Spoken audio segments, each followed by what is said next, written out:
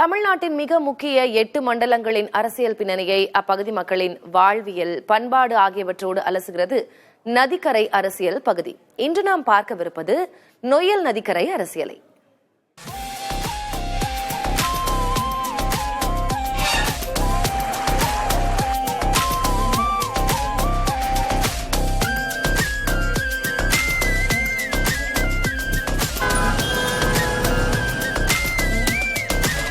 மேற்கு தொடர்ச்சி மலையின் வெள்ளியங்கிரி மலைச்சரிவுகளில் உற்பத்தியாகி கொங்கு சீமையின் தொழில் வளத்திற்கு ஆதாரமாக விளங்கும் நதி நொய்யல்.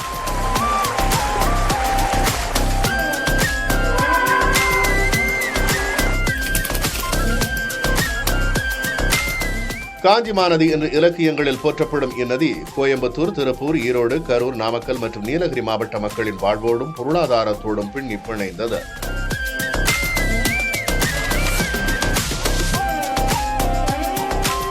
தமிழகத்தின் மான்செஸ்டர் எனப்படும் கோயம்புத்தூர், பின்னலாடை நகரமான திருப்பூர், மஞ்சள் மாநகரம் ஈரோடு, முட்டை மற்றும் லாரி தொழிலுக்கு புகழ்பெற்ற நாமக்கல், கரூர், மலைகளின் அரசியான நீலகிரி என இந்த 6 மாவட்டங்களையும் உள்ளடக்கிய நொய்யல் நதிக்கரை தமிழக அரசியலிலும் மிக முக்கிய தீர்மானிக்கும் சக்தியாக உள்ளது.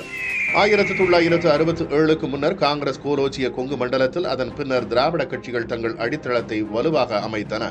இருப்பினும் திமுகவை விட அதிமுகவே இங்கு தொடர்ந்து ஆதிக்கம் செலுத்தி வருகிறது.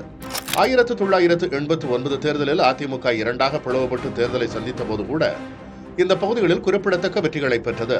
தேசிய கட்சிகளுக்கும் இங்கு குறிப்பிடத்தக்க வாக்கு வங்கி உண்டு.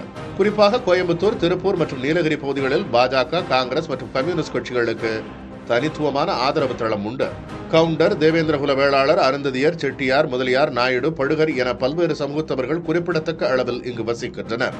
அதே சமயம் பல தொகுதிகளில் வெற்றி வாய்ப்பை தீர்மானிப்பவர்களாக கவுண்டர், அருந்ததியர் மற்றும் தேவேந்திரகுல வேளாளர் சமூகத்தவர்களே உள்ளனர்.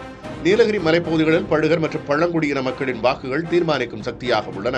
மாநிலத்தின் பிற பகுதிகளை காட்டிலும் தொழில் நிமித்தமாக பல்வேறு மாவட்ட மக்கள் குடியேறியுள்ள பகுதியாக இந்த மாவட்டங்கள் உள்ளன. முஸ்லிம்கள் கோயம்புத்தூர் மாநகரம், திருப்பூர், ஈரோடு போன்ற பகுதிகளில் செறிவாக உள்ளனர். கிறிஸ்தவ மக்களும் இந்த மாவட்டங்களில், குறிப்பாக நீலகிரி மற்றும் கோவை பகுதிகளில் குறிப்பிடத்தக்க அளவில் வசித்து வருகின்றனர்.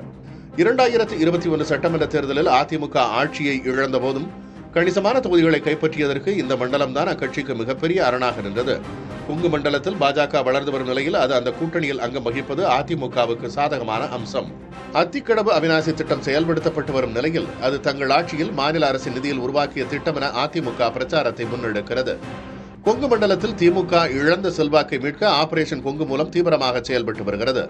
இடதுசாரிகள் மதிமுக, தேமுதிக மற்றும் கொங்கு ஈஸ்வரனின் கோமாதேக ஆகிய கட்சிகளின் கூட்டணி பலம் திமுகவுக்கு சாதகமான அம்சமாக கருதப்படுகிறது.